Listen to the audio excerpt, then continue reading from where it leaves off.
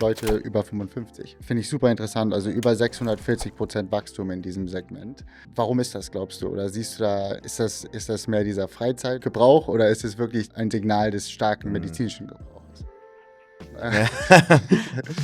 Vor der Teillegalisierung hattet ihr ungefähr 25% Marktanteil. Der Markt ist natürlich brutal gewachsen seitdem. Wie sieht das gerade aus für euch, was für Änderungen gibt? Also am Ende glaube ich schon, dass ein gutes Produkt wird sich auch immer durchsetzen. Aber Die Kanäle, die ihr bespielt.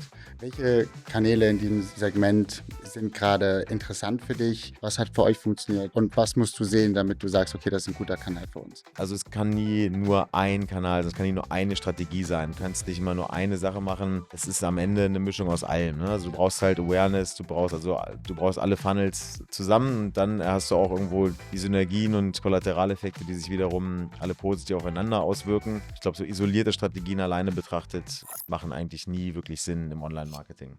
Tobi, erzähl mal für die Leute, was ist so dein Hintergrund? CEO für CanDoc und das war zu dem Zeitpunkt noch ein relativ neues Gebiet als telemedizinische Plattform. Kam halt aus dem Fast-Moving Consumer Goods, E-Commerce-Business, Online-Marketing getrieben. Bevor ich dann in die Cannabis-Branche gegangen bin, war ich ja schon im medizinischen, oder Medizinprodukte-Bereich, sowohl an Wholesaler als auch im B2C-Bereich autark umzusetzen. Ich glaube, das war wahrscheinlich sogar der wichtigste Teil der Story.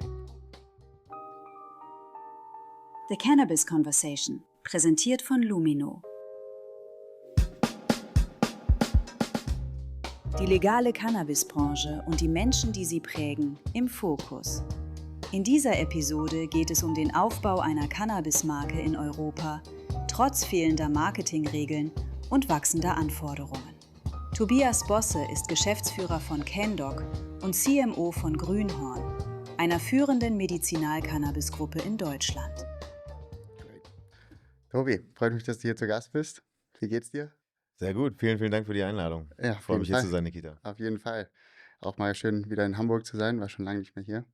Hast du ja gutes Wetter ausgesucht auf jeden Fall So dafür. geil, Ja. so geil. Ist echt schöner, als ich dachte. Erinnert mich sehr viel an Rotterdam eigentlich, so in meiner Zeit in Holland. Aber geiler. Ja, also ich fühle mich hier auch mega wohl. Von daher schön, dass du zu Besuch bist. Ja, Hammer. Du bist aus Hamburg, ne? Nicht gebürtig, gebürtiger Braunschweiger, aber jetzt schon wieder seit 8 Jahren hier, zum Studium schon mal hier gewesen und dann mal wieder zurück in die Heimat und jetzt seit 8 Jahren wieder hier und sehr glücklich. Ja, auch ganze Family hier. Ja, also meine Deine Family, meine kleine und meine Social Family ist auch hier, aber so meine richtige Familie ist in Braunschweig noch, ne? Also Sehr Mutter geil. und Schwester und so. Und bei Grünern habt ihr 2 Büros, ne? Also ihr habt einmal hier und in Genau, und in Leipzig. Leipzig genau. ist sozusagen Headquarter und auch die dazugehörige Versandapotheke. Ja. Sehr schön, sehr schön. Tobi, erzähl mal für die Leute, die dich noch nicht kennen, wie bist du denn in die Industrie gekommen? Was ist so dein Hintergrund und wie hast du deinen Weg in die Industrie gefunden? Ja, ganz spannend eigentlich, beziehungsweise passend auch zum Host über ein Recruiting. Also ein Recruiter, ein Headhunter hat mich sozusagen angesprochen und die Position gepitcht als CEO für CanDoc und das war zu dem Zeitpunkt noch ein relativ neues Gebiet als telemedizinische Plattform. Das war kurz nach der Teillegalisierung 2024 und das Konzept telemedizinische Plattform war jetzt noch nicht so, ich sag mal, bekannt, aber im Grunde war es für mich jetzt ähnlich halt einfach ein E-Commerce. Ja, also ich kam halt aus dem Fast-Moving Consumer Goods, E-Commerce-Business, Online-Marketing getrieben und von daher habe ich da relativ viele Schnittmengen gesehen, irgendwie mit meinen Erfahrungen und auch mit dem, was mein Team vorher schon imstande war zu leisten und fand die neue Aufgabe ja auch einfach vom kulturellen Ansatz her, war eine ganz neue Branche, die vermeintlich auch zu dem Zeitpunkt schon erwartbar sehr stark wachsen wird, mit zu begleiten, wie halt diese Branche geshaped wird, irgendwie mit zu gestalten und Teil davon zu sein. Das fand ich super spannend. Und ja, also ob dem sozusagen Ruf des Headhunters gefolgt und in die Gespräche rein mit den Executives und konnte mich dann glücklicherweise durchsetzen und sogar halt auch einen guten Teil meines Teams damals überzeugen, mitzukommen und ja, mit mir gemeinsam dann CanDoc aufzubauen. Ja, und was glaubst du deiner Erfahrung davor war so interessant für Grünhorn, um dich da bringen? Ja, ich glaube zum einen, wie gesagt, also dieses vielleicht Profil aus Marketeer, der verschiedene Bereiche im Content-Marketing schon besetzt hat, aber auch im Brand-Bereich Dinge besetzt hat, E-Commerce und dann halt auch noch eine gewisse Internationalisierung. Ich glaube, das ist jetzt nicht gerade, es ist ja letztendlich ein deutscher Cannabis-Markt, Mhm. aber es ist sicherlich nicht von Nachteil, wenn man dabei halt auch ein bisschen ins Ausland guckt, in Länder, die halt bereits eine Legalisierung hinter sich hatten, auch wenn die etwas anders geartet ist, aber halt einfach den Blick jetzt nicht an der deutschen Landesgrenze sozusagen zu verlieren, sondern darüber hinaus einfach auch ein bisschen, ja, ein gutes Netzwerk vielleicht sogar auch zu haben und besonders natürlich auch englischsprachig zu sein. Ich glaube, das war einerseits ein interessanter Teil meines Profils. Andererseits habe ich halt auch selbst schon Firmen aufgebaut, auch also vornehmlich mit Social Media Marketing, Online Marketing und dieses so Entrepreneurship, glaube ich, mit einem kleinen Team, ein hohes Engagement, hohe inhärente Motivation mitzubringen und sich ambitionierte Ziele zu setzen und die dann halt auch meistens ja, autark umzusetzen. Ich glaube, das war wahrscheinlich sogar der wichtigste Teil der Story. Sehr geil, okay. Und natürlich in der Cannabisbranche fährt man immer diese feine Line oder feine Schiene zwischen compliant sein und gleichzeitig auch irgendwie Ja, eine Consumer Brand aufzubauen. genau. Wie fährst du diese Schiene? Wie denkst du darüber nach? In deinem Rebrand, finde ich, hast du das super auf den Punkt gebracht. Also persönlich, so wie du die Brand aufgebaut hast. Aber kannst du dazu sprechen? Was war so deine Denkungsweise dahinter? Genau, also ich war, bevor ich, sag mal, dann in die Cannabisbranche gegangen bin, war ich ja schon im medizinischen, also oder Medizinprodukte-Bereich und habe halt im Bereich der Skincare so Microneedling-Produkte auch versucht zu verkaufen, sowohl an Wholesaler als auch im B2C-Bereich.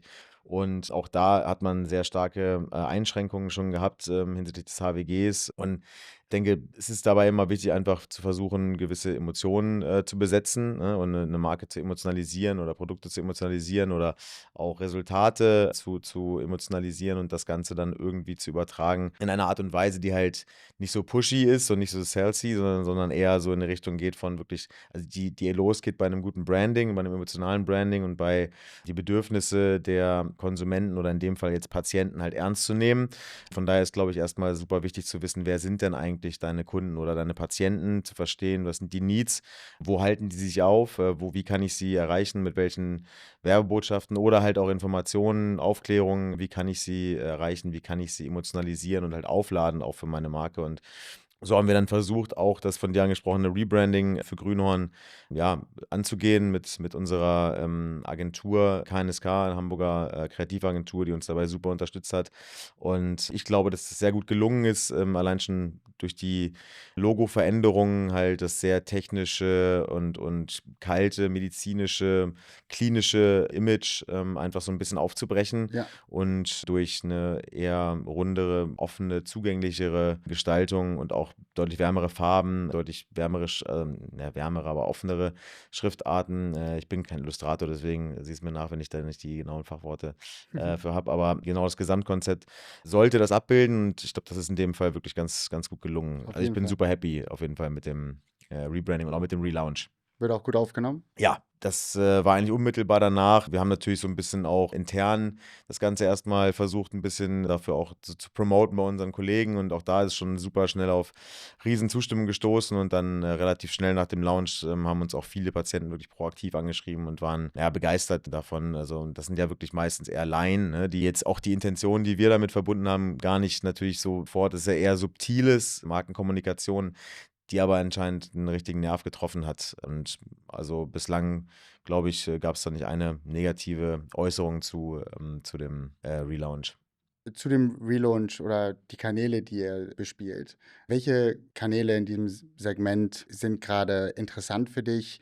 Welche haben für euch gut funktioniert? In diesem regulierten Markt ist es relativ schwer. Was hat für euch funktioniert und was musst du sehen, damit du sagst, okay, das ist ein guter Kanal für uns? Ja, ich glaube, das Schwierigste war am Anfang überhaupt erstmal Werbemöglichkeiten zu finden, ne, weil die meisten großen, gerade so Social-Media-Plattformen, wo halt nun mal der Großteil der Reichweite einfach steckt, in den meisten Fällen halt einfach aus Policy-Gründen sich noch verschlossen vor Performance-Ads in dem Bereich und es gab dann es gibt diverse Möglichkeiten, wie man dann sich zertifizieren kann dafür, beispielsweise das Legit Script, das ist ein kanadischer Zertifizierer für Meta, den man dann in seinen Code integrieren kann mit einem Siegel und dann darf man halt auch Meta-Ads schalten.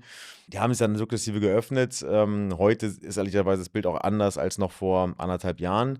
Da war es deutlich schwieriger, Sichtbarkeit für gerade, also ob es jetzt telemedizinische Plattformen sind oder auch für Content im aufklärerischen Bereich für Grünhorn zu finden. Und als wir das dann gemerkt, dass wir doch häufiger gegen eine so Policy-Wand laufen, haben wir uns eigentlich sehr stark mit organischer Reichweite auseinandergesetzt und sehr viel unsere Strategien in den Bereich SEO gelegt und damit auch sehr schnell, also schneller als erwartet, wirklich auch großen Teil des Kuchens sozusagen für uns oder zu uns lenken können, weil auch die Impressions in dem Bereich, also für die Suchanfragen für relevante Keywords wie zum Beispiel Cannabis-Patient, Cannabis-Rezept, die alle in den Bereich medizinisches Cannabis sozusagen reingehören und sich ja letztendlich auch auf unseren Service beziehen lassen, haben wir einen sehr guten Share direkt bekommen und haben dann versucht, natürlich diese Strategien, die offensichtlich am Anfang schon ganz gut gezogen haben, noch immer weiter auszubauen. Mhm. Irgendwann haben dann auch Wettbewerber so mitbekommen, was wir da so machen und dann wurde es natürlich immer schwieriger, weil die natürlich gewisse Strategien einfach letztendlich kopiert haben. Ne? Ist halt so an einem Markt, das gehört einfach dazu. Ne? Und das macht es aber auch spannend, so kann man sich nicht zurücklehnen, dann muss Ja. man halt immer wieder alles auf die Probe stellen und im Zweifel auch mal vielleicht alles über den Haufen werfen wieder. Aber das war tatsächlich der bis heute der am besten funktionierende Kanal tatsächlich, weil es den höchsten Search Intent hat, weil es die beste Conversion Rate hat und weil die Kunden halt einfach schon gezielt, ne, nach etwas suchen, was wir anbieten. Und das ist dann so im Paid-Media-Bereich, wenn man jetzt über Plattformen wie Meta, Reddit, auch Affiliate-Programme spricht oder Native Ads, da muss man noch ein bisschen mehr Kontaktpunkte machen bis zur Conversion tatsächlich, die auch gut funktionieren inzwischen, muss man sagen, gerade im Retargeting dann. Also hervorzuheben ist zum Beispiel jetzt, würde ich sagen, Reddit, die sich deutlich besser positionieren, also auch die sich langsam geöffnet haben und die Policies dahingehend etwas gelockerter haben. Und seitdem das so ist, würde ich sagen, ist es auch ein sehr gut funktionierender Kanal, genauso wie auch Affiliate, sehr gut funktionierender Kanal für uns im Marketing-Mix ist. Aber es ist halt nie also es kann nie nur ein Kanal, also es kann nie nur eine Strategie sein. Du Auf jeden kannst Fall. nicht immer nur eine Sache machen. Es ist am Ende eine Mischung aus allem. Ne? Also du Ja. brauchst halt Awareness, du brauchst alle Funnels zusammen und dann hast du auch irgendwo die Synergien und Kollateraleffekte, die sich wiederum alle positiv aufeinander auswirken. Ich glaube, so isolierte Strategien alleine betrachtet machen eigentlich nie wirklich Sinn im Online-Marketing. Voll, voll. Du hast einen interessanten Kanal angesprochen, wo ich glaube, sich jeder gerade reinfuchst, ist Affiliate Marketing. Da gibt es aber auch verschiedene Strategien. Ich glaube, eine, die ich viel sehe, ist diese typische Rapper-Schiene, die Leute fahren. Was hältst du davon? Und ist das irgendwie was ihr versucht zu tun? Erstmal nein, versuchen wir nicht zu tun. Also ich glaube, das ist auch ein bisschen, ja, verwässert so ein bisschen der Effekt, ne? Weil Ja. also das war sicherlich am Anfang und auch gerade noch bei SSEO zum Beispiel hat es einen mega Hype gegeben, auch zu Recht, ne? Also ich finde auch gerade, ich mag SSEO total gerne als Musiker und auch so, ich finde den super Funny Bones einfach ein geiler Charakter, so eine geile Kunstfigur, die er schaffen hat und auch grundsätzlich die ganze Launchphase davon, super clever, kreativ, ne? Wenn wir hier nicht im HWG-Bereich wären, ne? Und ich meine, das gab es vorher auch schon. In dem Bereich hat Bloomwell ja immer schon viel gemacht, auch mit Rata und so und auch mit anderen, sag ich mal, dem Label zugehörige Rapper.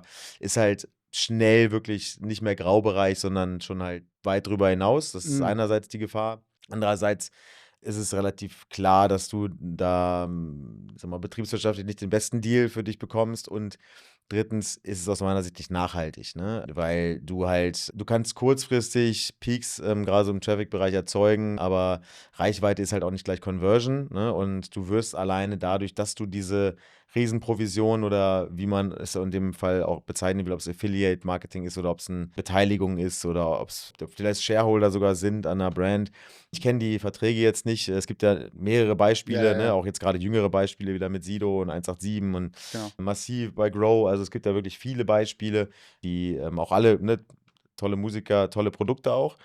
Was auch ein No-Brainer ist im Grunde, ne, weil die Zielgruppe wahrscheinlich super miteinander matcht. Aber so wie sich der Markt halt auch, die Marktdynamik darf man dabei nicht außen vor lassen und die Marktdynamik ist halt eine andere. Ne? Du hast halt einfach eine unfassbar große Produktpalette, ist unglaublich breit und du hast darüber hinausgehend dann halt auch noch sehr stark sinkende Preise und das Mm, ist eigentlich eine total entgegengesetzte Richtung, in der dann halt so eine Produkte mit, ja, die halt von Musikern, Rappern promoted werden, weil die halt meistens am oberen Ende der Preispalette sind. Die Produkte aber in den seltensten Fällen dann auch die Qualität sozusagen, mit denen sie eingepreist sind, dann halt auch halt bieten. Ne? Mhm. Und du bezahlst halt dann im Zweifel viel den Namen. Ne? Und das ist halt ein aus meiner Sicht massiver Unterschied zu Khalifa zum Beispiel. Das sind brutal gute Produkte, alles handtrimmed. Cookies, ne, hat glaube ich auch noch, sag mal, mit Burner, da waren wir auch noch relativ früh dran. Ich weiß nicht, wer zuerst da jetzt am Start war, aber Mhm. das ist halt super organisch gewachsen. Ne? Das war nicht so, das ist auch eine super nachhaltig langfristige Strategie. Wir haben das sofort gesehen. Da ging es nicht darum, so einmal einen Push zu machen und irgendwie ein gutes Umsatzquartal hinzulegen, sondern das sind richtige Brands, die haben richtig was in die Brand-Story auch gesteckt. Und die Künstler stehen da auch wirklich hinter der Brand und nicht nur als Teil der Brand. Ja, Und wie gesagt, dazu kommt auch noch, dass die wirklich selbst die Facilities da besuchen, dass die sich selber, die haben selber eine unglaublich hohe Kompetenz, was die Produkte angeht. Also ja, beide, ob es Burner ist oder Wiz Khalifa. Und dass sich diese Qualität, die halt letztendlich das Produkt auch letztendlich bepreist ist, halt auch wirklich widerspiegelt. Ne? Also mit unglaublich hohen Terpenmengen sozusagen aufs Gramm gerechnet auch. Ist auch immer wichtig. Ne? Das gucken leider ja, viel zu wenig Leute 100%. drauf. Die meisten gucken immer nur auf THC und Genetik. Dabei ist das Terpenprofil und auch wie viel Terpene pro Milligramm in so einer Blüte drin stecken, halt eigentlich viel wichtiger. Auf jeden Fall, ja. Und die Produkte bewegen die sich, also im Markt? Ich meine, der Preis ist hoch, der Preis geht gerade überall runter, es gibt viele Produkte auf dem Markt. Bewegen sich diese Produkte, die gebackt sind von diesen Rappern, eigentlich gut im Markt noch? Oder? Ja, also ich denke schon, dass immer noch, also es ist weniger geworden, weil wie gesagt, es werden ja immer mehr, ne? Mhm. Also und von daher, die nehmen sich halt gegenseitig so ein bisschen die Marktanteile wiederum weg, ne? Ich glaube, wie gesagt, gerade schon, dass am Anfang das mit SEO ein sehr guter Launch war, weil die auch wirklich sich viel Zeit genommen haben, für diesen Launch gut vorzubereiten, ne? Und weil ich glaube auch einfach SEO das wichtig ist, dass er sich und seine Marke da nicht verbrennt mit. Aber also man hört jetzt auch ein bisschen weniger, sag ich mal, von diesem Tobiti Frobiti Ja, und das hat sich, glaube ich, schon so ein bisschen, weil wie gesagt, du hast irgendwie knapp 2000 Produkte im Markt, ne? Und wer soll da noch irgendwie den Überblick behalten? Und es ist eher so, würde ich sagen, die Usage geht eher hin zu wirklich so einer Art FOMO, ne? Also du hast so eher so ein Fear of Missing Out, du willst deswegen mehrere Sachen ausprobieren, ob die vielleicht eher was für dich sind, weil halt einfach die Auswahl so riesig ist. Und ja, ist so ein bisschen Fluch und Segen zugleich natürlich, voll. ne? Also deswegen, ich glaube schon, dass die sich grundsätzlich gut drehen, aber ob es jetzt ein guter Deal für einen Apotheker ist, sozusagen, sich davon halt das ganze Haus vollzustellen, weiß ich nicht. Für die Hersteller und für die Rapper an sich ist es, glaube ich, nach wie vor immer noch ein guter Business, sonst würden es nicht Sido und 187 jetzt auch nochmal probieren, irgendwie in dem Bereich sich zu positionieren. Aber ich glaube ehrlicherweise nicht, dass nach vorne blickend jetzt noch so häufig vorkommen wird. Also entweder die Marken werden noch weiterhin besetzt durch die bestehenden Rapper und Brands, aber ich glaube nicht, also ich glaube, der Markt ist dahingehend so ein bisschen gesättigt, würde ich jetzt sagen. Und was sind dann interessantere Influencer für dich? Also Influencer im Bereich, also ich glaube, der ganze Influencer-Bereich an sich, das wird sich schon ein bisschen ändern noch an sich, weil einfach diese Kurzfristigkeit, mit wie man es halt kennt, wie Influencer-Marketing letztendlich auch groß geworden ist, ist der Markt halt auch so ein bisschen übersättigt. Die User, gerade Social-Media-User ist einfach so ein bisschen, glaube ich, auch einfach leid, bei jedem Scroll halt irgendwie ein neues Produkt halt angeboten zu bekommen und offensiv beworben zu bekommen, sondern aus meiner Sicht geht es eher in eine Richtung von wieder subtiler Product Placement, dass du versuchst, eigentlich native Einbindungen der Produkte in sehr gut funktionierenden, unterhaltsamen Content Mhm. zu platzieren. Ich glaube, dass es wieder viel wichtiger wird, einfach wirklich guten Content zu machen. Ne? Also guten, relevanten Content und nicht Content der Bewerbung wegen, ne? Oder des Produktes wegen. Das ist einfach dann zu willkürlich und auch da wieder, ne, es gibt zu viel Content, es gibt zu viel Creator, es gibt einfach zu viel Unterhaltung, die da ist, die auch gut ist und dadurch wird dann halt sowas zu austauschbar und ich glaube, dass das so ein bisschen davon weggehen wird. Wir positionieren uns zumindest nicht in einem Bereich so kurzfristiger Influencer-Marketing-Aktionen, sondern wenn dann eher im Bereich so UGC, dass man sagt, man hat dann da vielleicht eher Kampagnen über Okay. User-Generated Content, dass du halt da letztendlich Creator nach bestimmten Skript, einfach Ads letztendlich produzieren lässt, die Mhm. du dann wiederum halt auch, wo du auch ein Media-Budget draufpacken kannst, um deinen Service letztendlich compliant zu bewerben.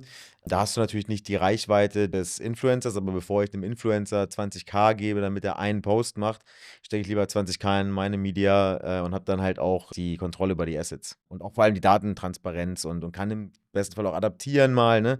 Das geht halt schwieriger, zumal du halt bei diesen ganzen Influencern, wenn du dann noch danach halt Media auf den Content schalten willst, dann brauchst du noch einen Buyout, der kostet dann auch nochmal 10 bis 20.000.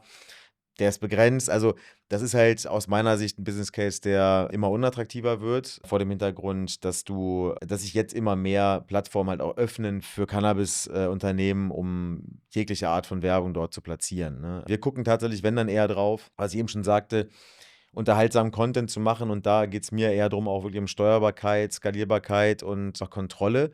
Deswegen sind wir eher dabei, auch, naja, vielleicht sogar zu gucken, dass man sich Medienassets wirklich, dass man sie ownt einfach, Ja. ne? Und dass man dann wiederum den Content, also relevanten Content schafft, den vielleicht sogar auch vermarktet, ne? Also als ein Side-Projekt, um dann aber wiederum jederzeit seine eigenen Promotions da zu fahren und das mit einer sehr relevanten Reichweite halt auch. Mhm. Ändert sich da was? Vielleicht ist es 'ne blöde Frage. Also, gibt es ein paar Kanäle, die besser sind für die B2B-Seite eures Unternehmens oder benutzt ihr die gleichen Kanäle? Ich meine, es sind immer noch Menschen am Ende des Tages. Ja, es sind immer noch Menschen am Ende des Tages, aber ist natürlich, also die Conversions im Bereich B2B zu messen, ist natürlich deutlich schwieriger, ne? Ich glaube, am Ende ist es auch gerade so in meinem Cannabis-Bereich so Wholesaler-Business ist gerade für Performance-Marketing fast irrelevant.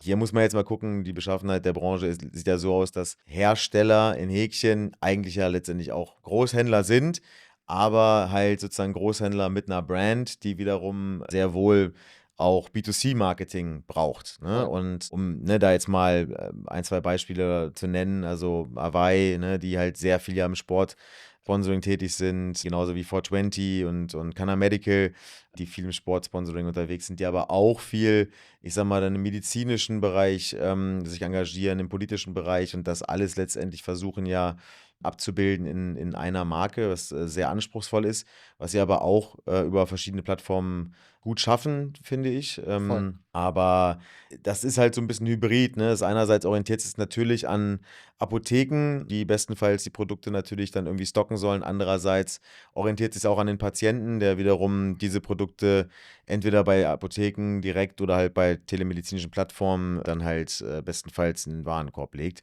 Von daher ist das etwas, was wir in dem Moment jetzt noch gar nicht so großartig benötigen, ne, weil wir wirklich einen klassischen so Third-Party-Wholesaler haben, der jetzt nicht eine starke Brand im B2C-Bereich oder eine Positionierung im B2C-Bereich braucht, sondern wirklich eher durch ein sehr klassisches Großhandelsbusiness im Direktvertrieb mit Apotheken seine Stärken hat. Und deswegen ist das in unserer Marketingstrategie noch nicht so ein Riesenthema, sondern eher CRM ist dann ein größeres Thema, ne, in unserem B2B-Bereich und versuchen halt da gerade auch die B2B, den Webshop halt weiter zu optimieren, versuchen da insbesondere in den Schnittstellenlogiken, so mit den Apothekenanbindungen und aber auch wiederum mit telemedizinischen Plattformen Mhm. Verknüpfungen zu finden, die auch wiederum automatisierten Einkauf ermöglichen. Also das sind eher so Dinge, auf die wir da gucken, wirklich E-Commerce-Optimierung, weniger in den Bereich von jetzt Brandbuilding oder Marketing, sag mal, im klassischen Sinne. Du hast auch gerade Sports Marketing angesprochen, finde ich super interessant.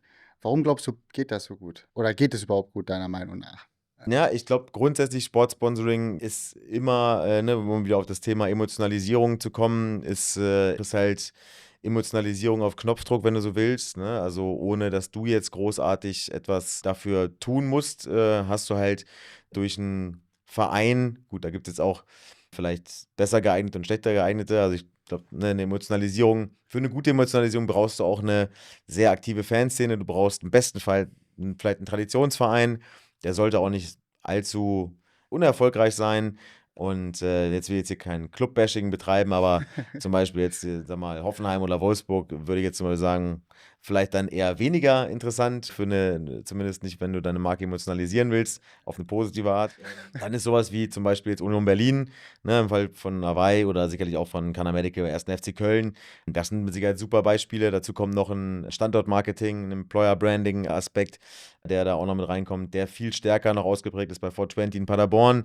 Das ist, glaube ich, ein sehr großer Employer-Branding und so Standortmarketing-Anteil innerhalb dieses Sponsorings, die auch ein sehr großes Engagement da haben als Trikotsponsor. Aber genau, du hast halt erstens frequently Content, weil die spielen halt jede Woche. Ne? Du kannst eigentlich immer relaten auf irgendwie jüngste Ergebnisse, auf Verletzungen, auf Titelgewinne, also irgendwelche positiven Sachen. Du kannst eigentlich immer relativ kreativ werden und daraus irgendwas ziehen, um deine Social-Media-Kanäle oder Blogbeiträge oder wie auch immer geartet halt das aufzugreifen und damit dein Sponsoring wieder zu aktivieren. Ne? Darüber hinaus kommen die Aktivierungen, die halt dir nochmal der Verein bietet. Das heißt, du hast halt dann auch nochmal so eine Art Social Proof. Ne? Also das heißt, ein etablierter Profi-Sportverein bewirbt mit deiner Marke, ne, und macht sozusagen den Schulterschluss. Das ist ein ultimativer Social Proof und Voll. Stempel für ein compliantes Business. Ne? So, weil, ja, warum sollte Union Berlin mit einem fraudulent Business irgendwie Geschäfte machen oder ein Sponsoring annehmen? Von daher ist halt auch eine Art Legitimation. Voll. Und das bei einem Bundesliga-Verein, das hat natürlich schon ein ordentliches Gewicht. Ne? Aus meiner Sicht geht es weniger um die Reichweite, die man dann auf vielleicht TV-Banden erhält, sondern wenn dann eher im Bereich, sage ich mal, so digitaler Aktivierung, da kann das sicherlich auch nochmal ein guter Hebel sein, um ja, eine größere Brand-Awareness zu erzeugen. Sehr gut, ja. Nee, macht auf jeden Fall Sinn. Fühlt sich auch so an, als ob es so ein bisschen ins Mainstream kommt dann einfach. Genau. Es wird halt normalisiert, ne? Also ein bisschen salonfähiger gemacht dadurch. Und damit tun auch dann diese eben genannten Hersteller halt der ganzen Branche letztendlich einen Gefallen Voll. natürlich, ne? Also nicht nur sich selbst, sondern sorgen letztendlich dafür, dass ja die Möglichkeit und auch die Legalisierung an sich von Medizinalcannabis ja besser bekannt wird, stärker in den Fokus rückt und dadurch auch wiederum die Impressions auf Google steigen, was natürlich mir am Ende gefällt, weil da kriegen wir natürlich auch Klar. einen fairen Cut von. Ne? Ja, auf jeden Fall.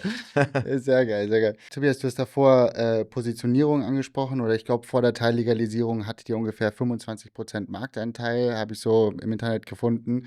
Der Markt ist natürlich brutal gewachsen seitdem. Wie sieht das gerade aus für euch? Was für Änderungen gibt es? Ja, wie siehst du die Welt nach der Teillegalisierung gerade?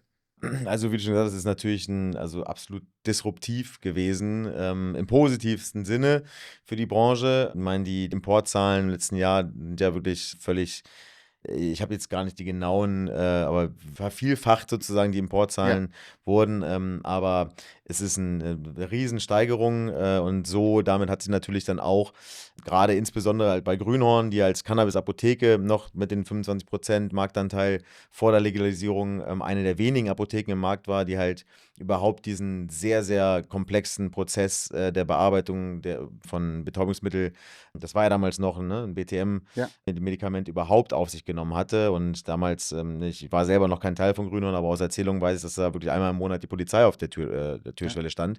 Und das hat sich natürlich dann durch die Teillegalisierung, also der Zugang dazu hat sich brutal, ist niedriger geworden. Und von ein paar wenigen Cannabis-Apotheken sind wir jetzt bei, ich glaube, fast 2000 gelangt. Und das ist halt auch ein Anreiz für Apotheker, die ja heute mit wenig Produkten überhaupt noch Marge erzielen können, ein gutes Produkt, um halt überhaupt ihre Marge zu verbessern. So, deswegen gehen viele Apotheken in den Bereich rein. Und das hat natürlich dann dazu geführt, dass wir auch Marktanteil abgegeben haben, aber bei einem absolut extrem wachsenden Markt, ne, ist das auch zu verknusen, ne? voll. So, weil wir sind natürlich auch trotzdem stark mitgewachsen und ich würde sagen, wir sind jetzt bei vielleicht noch 15%, ne, so würde ich jetzt mal roundabout sagen, besetzen ja sozusagen die ganze Wertschöpfungskette innerhalb der Branche mit und als Gruppe gesehen sind wir, würde ich sagen, immer noch die größte Cannabis-Gruppe in Deutschland und Ja, als reine Cannabis-Apotheke im Versandbereich vermeintlich auch noch die größte, aber wie schon gesagt, das verteilt sich halt jetzt auf deutlich mehr Schultern und von daher, ich meine, natürlich stehen wir dieser Teillegalisierung nach wie vor sehr, sehr positiv gegenüber und sind natürlich auch super gespannt, wie es jetzt weitergeht mit der geplanten Regulierung.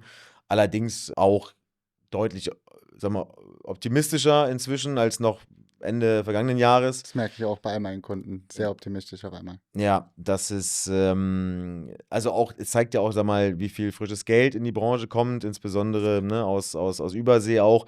Das sind ja auch sehr positive Zeichen, die, sag mal, so im M&A-Markt gesetzt werden. Darüber hinaus gibt es offensichtlich eine Menge Uneinigkeit sogar in der CDU selbst über die geplante Änderung des MetKG. Die SPD hat schon längst gesagt, dass sie sich gegen diesen Referentenentwurf in der Form positionieren wird.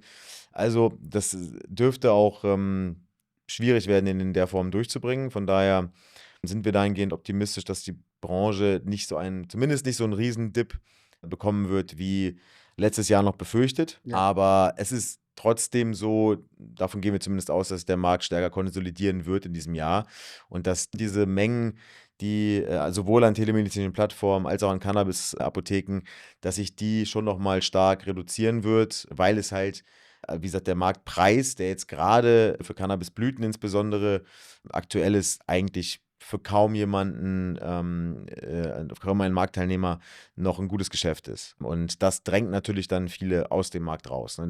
Diesen Preiskampf können nicht viele mitgehen, insbesondere weil auch die Margenverluste aus meiner Sicht oder aus, sag mal, unserer Erfahrung vor allem an die Apotheken weitergegeben wurde und die Apotheken sowie aber auch telemedizinischen Plattformen natürlich einen Großteil der Arbeit leisten, in der Abwicklung, im operativen Prozess sozusagen einer Cannabis-Therapie und ja, das dann halt irgendwann einfach betriebswirtschaftlich nicht mehr tragbar ist oder auf jeden Fall nicht mehr lukrativ ist, in diesen Markt reinzugehen und das sehen wir jetzt schon länger, dass auf jeden Fall die Markteintritte deutlich rückläufig sind und auch, wie gesagt, Konsolidierung sehen wir auch gerade durch die M&A-Bewegung immer mehr zunimmt. Ja, jede Woche gibt es eine neue Neuigkeit. Ja.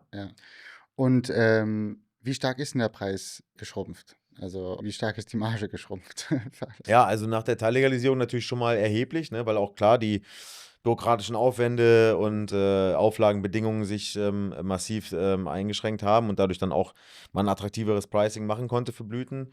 Und dann blieb dann relativ ein paar Monate stabil und dann ging es, so, ich würde sagen, mit 2025 vor allem, wo halt dann noch die Importmengen deutlich gestiegen sind auf einmal und in eine Art Oversupply gerutscht sind, gab es dann auf einmal einen massiven Drop also nach unseren Daten dürfte der irgendwo zwischen einem Viertel und einem Drittel liegen. Wir sehen jetzt wieder eine leichte Seitwärtsbewegung tatsächlich, also weiter runter ging es auch ehrlicherweise kaum noch. Ich kann auch nicht verstehen, wie es weiter runtergehen kann. War schon wirklich bottom low und jetzt sehen wir eine Seitwärtsbewegung seit so 1-2 Monaten ungefähr. Und ja, wir hoffen jetzt einfach auch, dass der Markt sich ein bisschen recovert und dass wir wieder zu einem stabileren und ja auch einfach einem guten Preis für das Produkt kommen, weil es ist gerade wirklich eher so verramscht, muss man sagen. Ne? Und dadurch gehen auch so ein bisschen die Qualitätsmerkmale leider des Produktes flöten. Und so gewinnt dann am Ende der halt, sagen wir mal, den niedrigsten Preis hat und nicht der das beste Produkt bietet. Und das ist aus meiner Sicht gerade in dem Umfeld, wo wir therapeutischen Maßnahmen reden, sollte nicht das Ziel sein. Ja, nee, ich finde es krass, auch wenn ich in Thailand unterwegs bin mit meinen Kunden da und die sind schon ein Low-Cost-Producer. Ja. Die versuchen also unter 50 Cent Dollar dem Produktionskostenprogramm zu kommen. Und die sind meistens sogar noch handtrimmed, ne? Also Thailand ist ja ganz viel handtrimmed sogar noch. Komplett handtrimmed. Da geht es noch von den Kosten her, aber ich verstehe auch nicht, wie der Preis noch weiterhin runtergehen kann, um ganz ehrlich zu sein. Ja, du bist so langsam in diesem Bereich so auch von Fast Fashion, ne? Also so wirklich immer weiter runter, immer weiter runter. Wir kennen es aus anderen Branchen, wir wissen, dass es nicht gesund ist und trotzdem macht der Kapitalismus dann immer, was er macht, ne? Also Markt hat immer recht, sagt man ja. In dem Fall, glaube ich, macht es schon Sinn, auch, also wir zum Beispiel, wir wehren uns auch nicht komplett gegen eine Regulierung. Ich glaube, an vielen Stellen ist eine Regulierung sogar wichtig von dem Markt, ne? Weil halt viele Dinge in der Teillegalisierung, die letztendlich im Koalitionsvertrag verankert wurden, noch nicht mitgedacht werden konnten, ne? Wie sich dieser Markt entwickeln würde und wie er auch teilweise natürlich vielleicht unterlaufen und unterwandert wird. Und grundsätzlich, glaube ich, macht es schon Sinn, eine Regulierung zu machen, die aber auch zielführend ist und nicht den Zugang für Cannabis-Therapie und auch für bestehende Patienten halt nahezu unmöglich macht. Ne? Das sollte nicht Ziel der Sache sein, es sollte schon eine sachgerechte Verbesserung des Status quo sein und nicht eine Dämonisierung oder auf Stigmatisierung basierende wirklich Einschränkung. Und das ist gerade, zumindest nach meinem Gefühl, eher das Ziel des Referentenentwurfs, statt einer wirklich auch dann guten Lösung, vor allem für Patienten. Mhm. Dass der Patient einfach bei einer bevorstehenden Regulierung mehr im Mittelpunkt steht und dabei aber auch natürlich die positiven wirtschaftlichen Faktoren fürs Land, Deutschland letztendlich muss man ja auch, darf man auch nicht vernachlässigen, ne? Wir reden hier über Milliardenumsätze schon jetzt, ne? Nach 1,5 Jahren, 2 Jahren nach der Legalisierung. Wer weiß, wo wir in 10 Jahren stehen können. Ja. Tausende Arbeitsplätze und Wirtschaftskraft, die daraus hervorgehen. Also wir haben ja wenig Branchen in Deutschland, die noch wachsen. Und jetzt dann eine massiv zu beschneiden, weiß nicht, wie clever das ist. Nee, gebe ich dir voll recht. Und seit der Teillegalisierung gibt es natürlich ein paar Ängste mit den Regulations, die haben wir schon angesprochen, die Ängste sind ein bisschen gesunken, ne? Also macht euch nicht mehr so große Sorgen. Was waren denn die großen Punkte, wovor die meisten Angst hatten? Und warum ist das jetzt nicht mehr so eine große Sorge für euch? Ja gut, also das gerade für uns natürlich als Versandapotheke natürlich das Versandverbot wäre natürlich, Krass, ja. natürlich ein Overkill gewesen. Als wir das gelesen haben, ist uns auch erstmal die Kinnlade runtergefallen, weil also sowas hat auch ehrlicherweise keiner kommen sehen. Ich glaube, da waren wir auch nicht alleine, als dieser Referentenentwurf gedroppt wurde von Frau Waken. Hat auch wenig Sinn gemacht, finde ich. Hat auch wenig Sinn gemacht. Naja, also ne, kommt drauf an, wenn man, sag mal, ich will jetzt hier niemanden was nachsagen, aber zumindest die Pharma-Lobby und die Alkohol-Lobby Hm. haben ganz gute Arbeit, glaube ich, geleistet bei dem ganzen Thema, weil anders macht es wirklich aus meiner Sicht auch keinen Sinn. Zumal auch der ganze Referentenentwurf aus meiner Sicht eher destruktiv angelegt ist. Es zeigt wenig Lösungen auf und viele Verbote. Und naja, deswegen, also Versandverbot ist sicherlich, das wäre das größte Problem gewesen, aus unserer Sicht aber auch das am besten anzufechtende. Ja. Und darüber hinaus, klar, auch die persönlichen Sprechstunden für das Erstrezept einmal im Jahr ist alleine eine riesen logistische Herausforderung gewesen, die insbesondere für ländliche oder halt auch Menschen, die mobilitätseingeschränkt sind, was nicht selten ist, gerade ne, bei Menschen mit chronischen Schmerzen oder im Palliativbereich ist es ja nun mal nicht selten, dass diese Menschen bewegungseingeschränkt sind und Voll. insbesondere nun mal dann auf dem Land angewiesen sind darauf, dass sie halt Versand oder auch gerade im Jahr 2026 einfach telemedizinische, digitale Kommunikationsmethoden nutzen können. Selbst ein Telefon von mir aus, ne, hätte es Ja. getan. Und das dann halt sozusagen in der Form so einzuschränken, ist aus meiner Sicht, wie gesagt, nicht sachlich. Das ist halt auch nicht rational. Das ist halt in dem Fall rein auf diese Stigmatisierung des Produkts zurückzuführen. Und von daher waren das schon die beiden mit Abstand Ja. wären die beiden gravierendsten Änderungen gewesen. Und warum das jetzt nicht mehr, Die Sprechstunden auch nicht mehr? Sind die nicht mehr? zumindest nicht persönlich, ne? Also Okay. dafür, Nee, Videocall. genau, Video, ne? Das ist jetzt eher das, wonach es aussieht, ne? Ja. Dass es sich vielleicht eher auf eine Videosprechstunde für das Erstgespräch sozusagen einpendeln dürfte. Einmal im Jahr. Einmal im Jahr und danach sozusagen Folgeverschreibungen wieder auch auf Online-Basis, auch auf kurzer Fragebogen-Basis. Ich meine, das sollte in dem Fall, wenn ein Patient gut eingestellt ist und es keine Probleme in der Therapie gibt, auch weitestgehend unkritisch sein. Ich glaube, dass damit dann halt auch wirklich eine gute Regulierung möglich wäre.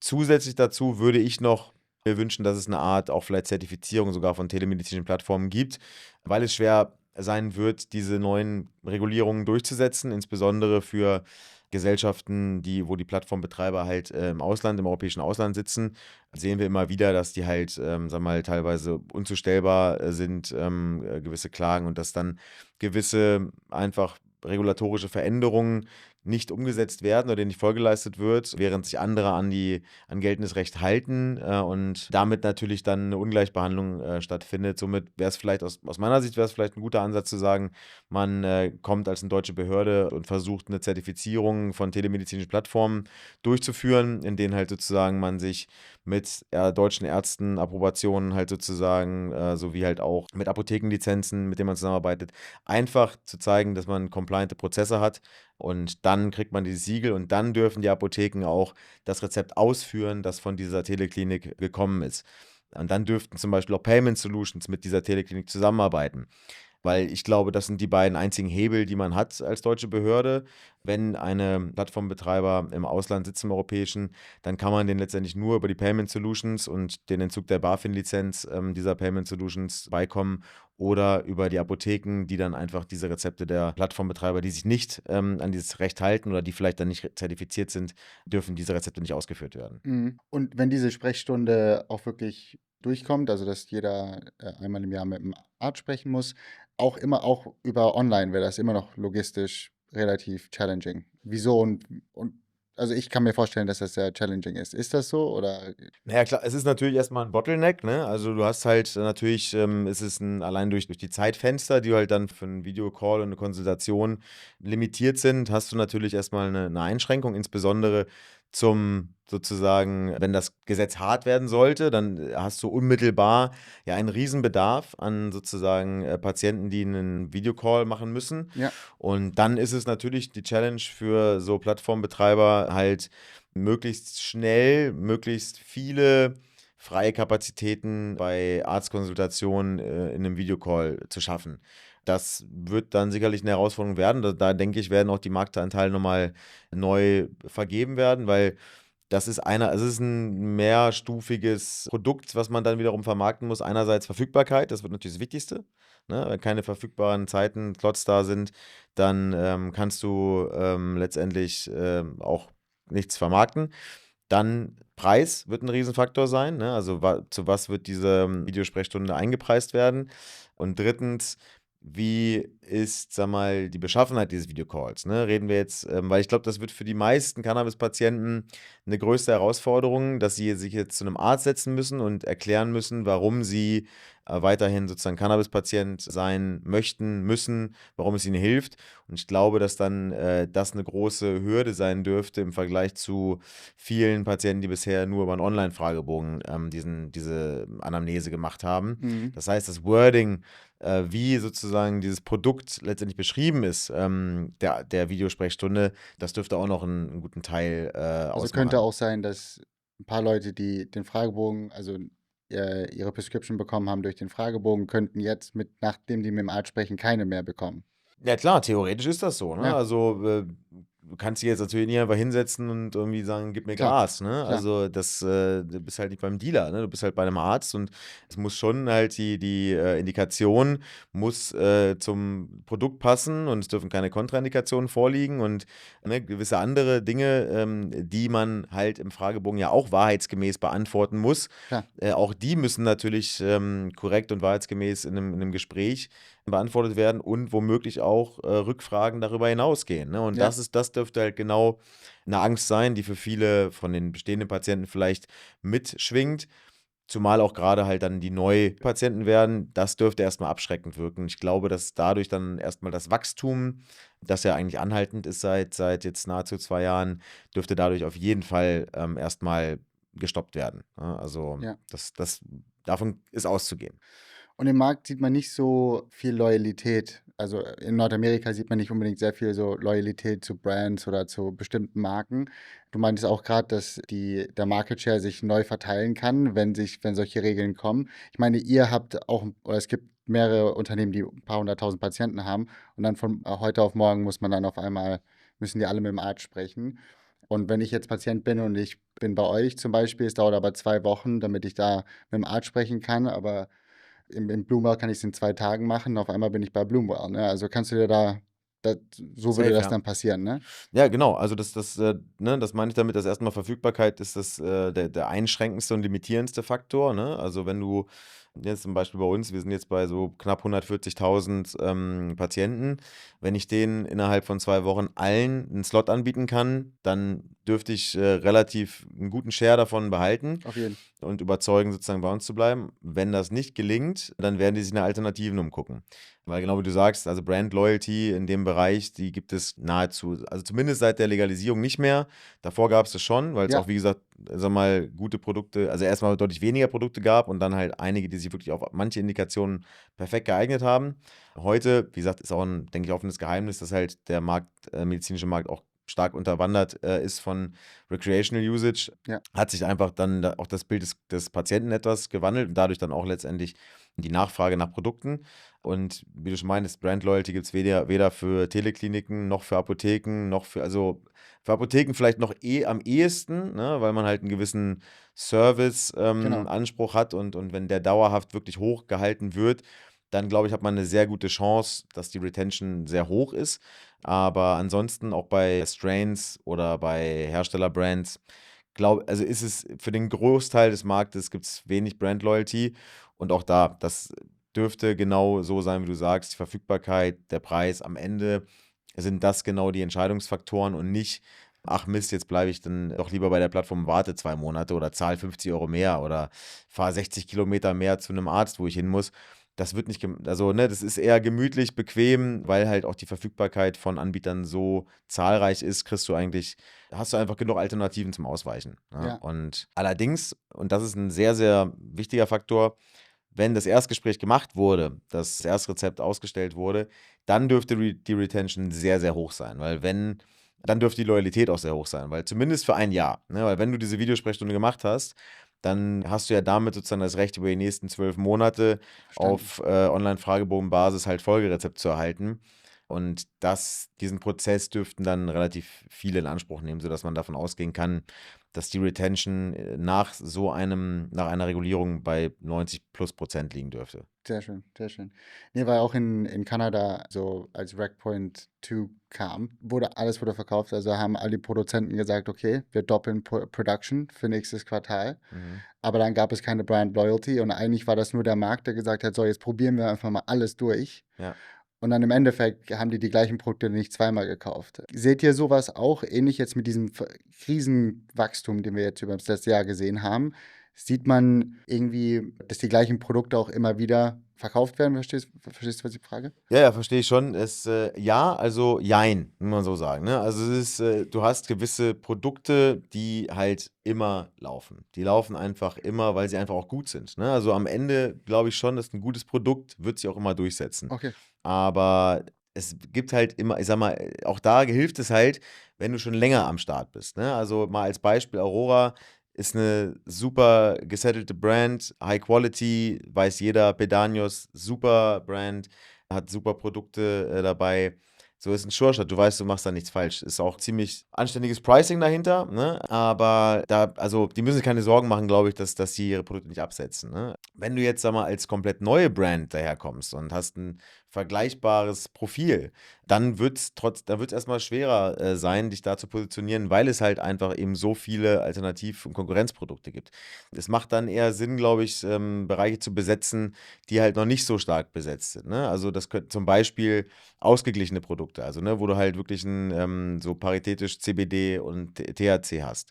Oder gerade auch eher so im Low-THC-Bereich, ne? Dass du da halt Low-THC, aber High-Terpene, ne? Also auch da gibt es noch nicht viel. Und ich zum Beispiel gucke, dass wir bei uns auf der telemedizinischen Seite und auch in der Apotheke mal ein möglichst ausgeglichenes Portfolio haben, sowohl halt im Low-THC mit als auch High, sowie aber auch im Budget- bis Premium-Segment.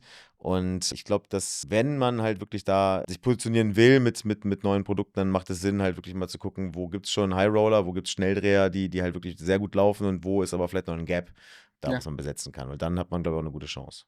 Ich habe auch gelesen, dass angeblich das Patientensegment, das am stärksten wächst, sind Leute über 55. Finde ich super interessant. Also über 640% Wachstum in diesem Segment. Warum ist das, glaubst du? Oder ist das mehr dieser Freizeitgebrauch oder ist es wirklich ein Signal des starken medizinischen Gebrauches? Ich glaube, es ist einerseits erstmal Aufklärung mehr, ne? Also die Verfügbarkeit und die Aufklärung, die dahinter steht. Also ich glaube nicht, dass es recreational großartig ist, Klar. ne? Aber du hast da halt auch viele, sag mal, gerade im Bereich so 60, 70 Jahre plus, hast du auch noch so ein paar Alt-68er, ne, Generationen, die eine grundsätzliche Offenheit, sag ich mal, für die Cannabispflanze an sich sowieso schon mitbringen. Und das sind ja auch relative Zahlen, ne? Relativer Zuwachs. Der ist größten, ne? Absolut ist es natürlich nicht die am stärksten wachsende Gruppe, was die absoluten Zahlen angeht, Ach so. aber in Relation gesehen ist es vollkommen korrekt, dass es mehrere 100% Wachstum sind. Und das liegt halt auch daran, dass halt mal der Zugang über telemedizinische Plattformen jetzt deutlich einfacher geworden ist. Ne? Wir haben auch viele Patienteninterviews durchgeführt und da ist ja Großteil des Problems war, dass nie ein Arzt Cannabis überhaupt verschreiben wollte. Es ging nicht mal darum, dass das ein GKV oder Kassenübernahme sein soll. Es ging nur darum, dass es eine Alternative zu Schmerzmedikamenten, zu Opiaten sein sollte, die es gewünscht hatten, weil sie einfach viele wirklich negative Auswirkungen aufgrund dieser Opiatkonsums hatten und davon wegkommen wollten. Trotzdem hat es niemand verschrieben und heute gibt es halt dann auch die telemedizinischen Plattformen, die gerade auch für Menschen mit gehobenem Alter halt einen einfacheren Zugang bieten, was halt dann auch komplett die Argumente der Politiker entkräftet, dass es ein reines, letztendlich so Pusher-Plattformen sind. Es ist wirklich auch für Menschen einfach, denen bislang der Zugang zu Cannabis-Therapien verwehrt wurde, einfach wegen einer Blockadehaltung der Ärzte. So, und das ist dementsprechend dann, weil halt die Zahl super gering war, ne, vorher noch, ist das der relativ größte Zuwachs, den wir sehen. Und ich finde das ein sehr gutes Zeichen, weil wir auch gerade von den älteren Patienten, mit denen wir gesprochen haben, sehr, sehr gute Erfahrungsberichte bekommen, was die Cannabis-Therapie angeht. Und ich glaube, dass es noch viel mehr Menschen ausprobieren sollten. Ich habe es meiner Mutter zum Beispiel auch vermittelt sozusagen, ne, und gesagt, probier's doch mal aus, Mensch, ne, und ersetz das mal gegen deine Ibo 600er, die du halt nimmst wegen Knie- oder Hüftbeschwerden.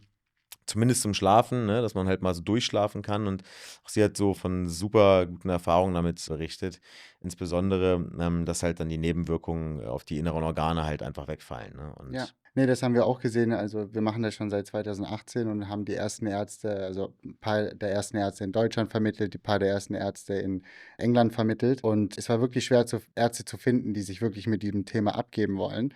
Und es sind Millionen geflossen in das Marketing oder die Ausbildung von diesen Ärzten, die sich eigentlich nicht ausbilden lassen wollten. Und es hat sich erst geändert, nachdem das Wartezimmer von denen mit 10, 20 Cannabis-Patienten voll ist und sagen, hey, wir sind hier für Cannabis. Und auf einmal werden die wach und auf einmal verschreiben die alle Cannabis, weißt du?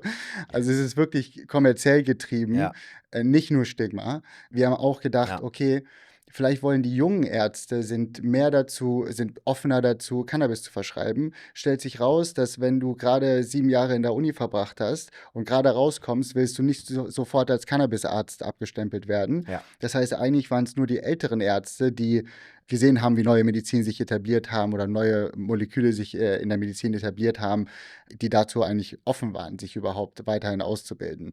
Aber ist ja trotzdem dann am Ende auch wieder eine Stigmatisierungsfrage, wenn du sagst, 7 Jahre nach dem Studium, du willst ihn nicht als Arzt abstempeln lassen, der Cannabis verschreibt. Voll. Das ist ja dann doch wieder stigmatisierungsabhängig, weil am Ende, du würdest ja auch nicht nur, weil du halt Oxys verschreibst, als Oxy-Arzt abgestempelt werden. Richtig. Es ist halt dann wiederum doch eine Ungleichbehandlung im Vergleich zu anderen verschreibungspflichtigen Medikamenten, was schade ist halt, ne? Dass es so in den Köpfen drin ist, selbst von Physicians, die eigentlich es besser wissen müssten, dass wir ein Cannabinoid-System haben, dass es einfach naturally ist, ne? Und dass sie da nichts verschreiben, was in irgendeiner Art und Weise schädlicher ist als die chemisch basierten Schmerzmedikamente, die sie sonst so um sich werfen, ne? Ja. Also Nee, voll. Tobi, ich glaube, wir haben die Zeit erreicht. Es hat mir unglaublich viel Spaß gemacht. Vielen, vielen Dank für deine Zeit. Wenn du eine Sache den Leuten auf dem Weg mitgeben willst, was wäre das? Ich glaube einfach, Offenheit, bleibt offen für das Thema. Lasst euch gerne, auch vielleicht sollte da eine Voreingenommenheit sein oder gewisse Vorurteile beherrschen, versucht euch eigene Informationen zu holen und mit Leuten zu sprechen, die wirklich was über den Kern des Produktes wissen. Und an alle aus der Branche, denen drücke ich die Daumen, dass wir alle sozusagen in Zukunft ein reguliertes Gesetz bekommen, das diese Branche trotzdem atmen lässt und aber auch genug Raum gibt für complianten Wettbewerb. Auf jeden Fall. Super, Tobi. Vielen Dank für die Einladung. Ja, hat mich sehr gefreut, hat mir auch sehr viel Spaß gemacht. Hammermäßig. The Cannabis Conversation, präsentiert von Lumino. Wie immer, danke, dass ihr dabei wart. Und abonniert oder folgt diesem Podcast, um zukünftige Episoden als erste zu hören.